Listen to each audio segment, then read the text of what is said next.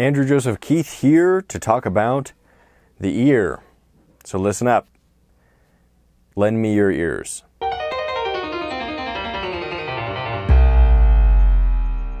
Like many of the other facial features, the ears are complicated.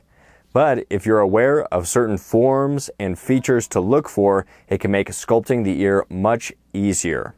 First, let's simplify the ear. When I sculpted the ear on this simplified planar head, I represented the ear as if it was a slice of orange or a slice of apple. This ear shape tapers towards the front of the face. When we look at it from above, the front plane of the ear is raised on the back of the ear and then tapers towards the front. The ear is like a catcher's mitt for sound. Huh? What'd you say? Now let's look at the placement of the ears on the head. The ear canal is just behind where the jaw inserts into its socket. The ear itself is tilted back a little bit. So if we continue that angle of the back of the jaw up, if we continue that line up, then that's usually about what the angle of the ear is at. So the ear is usually slightly tilted back when compared to the front plane of the face. If we look at the ear from above, it comes off the head at about this angle. That being said, some ears lay more flat against the side of the head, and sometimes they're more angled forward, making them more prominent and noticeable when looking at the portrait from the front view. Now that we've got a basic understanding of this simplified shape of the ear, let's go ahead and look at the anatomy of the ear. And then we'll simplify the anatomy into some easier to identify forms. If we look at the back of the ear, we see the concha. In Spanish, that's shell. Concha. Also these little bread pastry things. Attached to the concha is the helix, which is the outermost layer of cartilage that wraps around the ear and starts in the inside middle of the ear, called the crux of the helix, and then spirals outward around the ear. So it starts in the middle, spirals outward. It spirals out and down towards the earlobe. The anatomical term for the earlobe is the lobule of the auricle. Lobule. Look at those lobules on your face. I love your lobules. They're lovely. Sometimes you can see a little bump on the outside edge of the helix around this area called the auricular tubercle. Continuing our journey to the inside of the ear, we have the antihelix. So we have the helix and the antihelix. This antihelix splits at the crura of the antihelix. In between this area where the antihelix splits is called the triangular fossa, just like a little indent that's triangular. Close to the ear canal, we have the tragus or the tragus. This protrudes outward where the cheek transitions to the ear. Across from the tragus, we have the antitragus.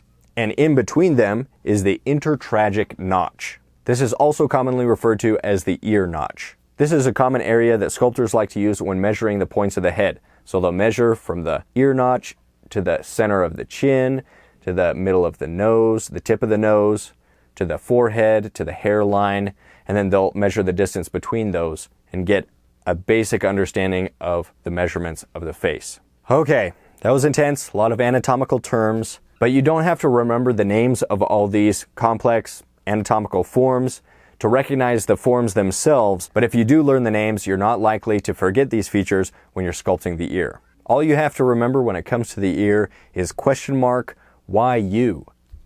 Let me show you what I mean. With this question mark and why and you have all of those basic forms of the anatomy of the ear, and it's way easier to remember. The helix that wraps around the ear can be represented as a question mark shape. That gets us pretty close to the general rhythm and shape of this form. But remember that it spirals from the inside inner part of the ear and then comes out as it spirals around the ear. So it's spiraling forward in space when you're looking at the side of the head. I like to make that question mark curve in a little bit more to show that crux of the helix. And then that dot of the question mark is the earlobe. When sculpting, really pay attention to this shape when you look at the model from the front view and then also from the side view and from behind.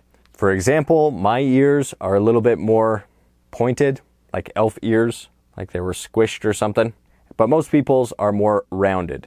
When it comes to the earlobe, pay attention to whether it's a hanging earlobe or whether that earlobe is smooth as it transitions to the side of the face. So this is called an attached earlobe, where it just kind of attaches right to the side of the head. But if it's a free earlobe or a hanging earlobe, that's when it hangs down more as it transitions from the side of the face. That lowercase y shape makes up the antihelix.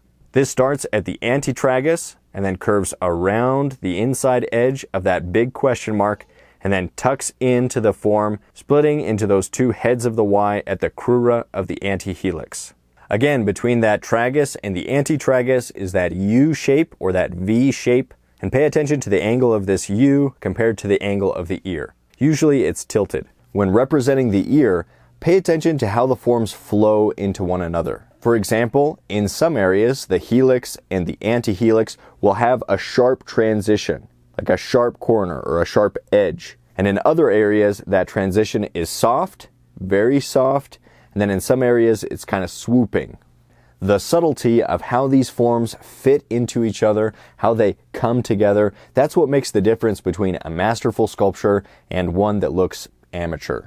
All right, your assignment is to sculpt the ear, a life-size ear study. You can take references of your own ear or references of somebody else's. When taking references, be sure to get a bunch of angles. You want to be able to see the ear from the side view, from the front, from behind, from above, so that you can see how these forms change depending on the angle from which you're viewing them. In the premium course, there are many demos where I show you step by step my process for sculpting these facial features. So hopefully I'll see you soon over in the premium course, which you can find at proko.com/portraitsculpt. There's a link in the description below. Stay creative, stay productive. Do the assignment, sculpt an ear, and I'll see you in the next lesson.